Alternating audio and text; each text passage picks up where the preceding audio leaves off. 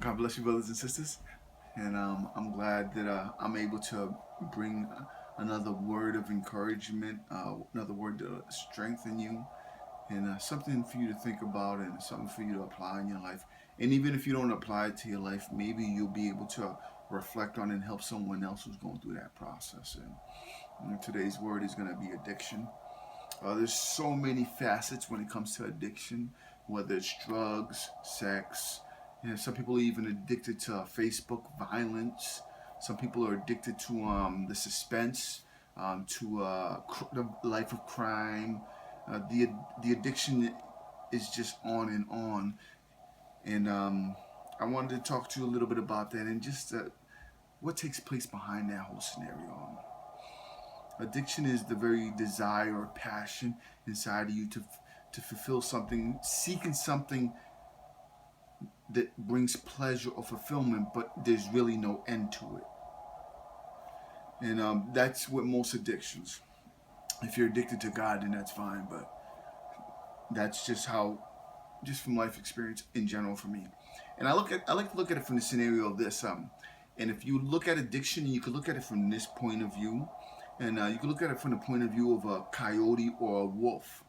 Do you know that if a coyote or a wolf finds themselves in the woods, wherever they're at, doing whatever they're doing, if they get caught in a situation where their hands, or should you say their feet, get trapped in one of those traps that their feet get trapped in, or do you know that they're willing to sacrifice themselves by nodding at their foot to amputate themselves in order to get away from that situation? And I look at addiction as that you chase after something and continue to chase even to the point of amputating yourself with no reward at the end. So if you're going to look at addiction, that's an analogy that God gave me concerning that, so that you'd understand someone who may be going through an addiction, and you'd be like, well, I'm not addicted, so I don't know nothing about that. But it falls in that category, and I just want to tell you a little bit about my life and about an addiction that kind of hindered me for many years. I think at the age of 8 or 7, I was introduced to porn, and from there I just kept on dabbling into that, not understanding it completely what it was about, and I ventured off into porn, and from porn it went to uh, sexual relationships, and even to the point of even other things that weren't of sexual relationships, whether it's me going to a strip club, or me doing, or me enticing another female to a female to to get naked or whatever it was. These are the kind of things that my addiction continued to lead me, and it just became so overwhelming to the point that I had no control over the sexual desire inside of me.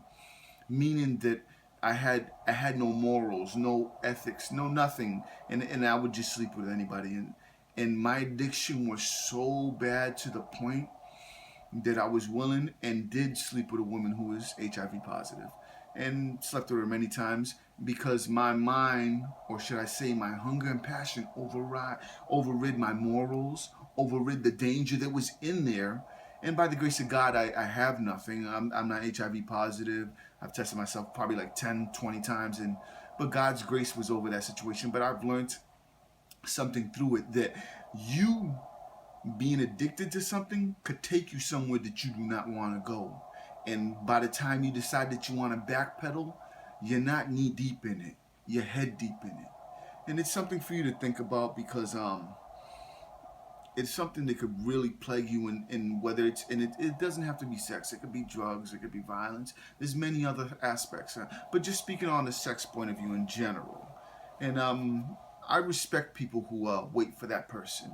That hold their virginity until they meet the right person, or take a vow of celibacy. I respect those kind of people. You know why?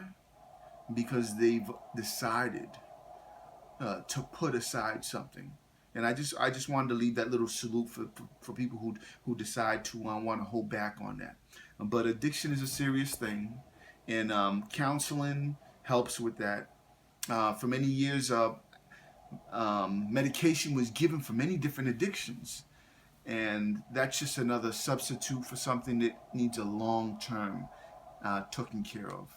And the only way to get out of addiction in all reality is to find a healer, the provider.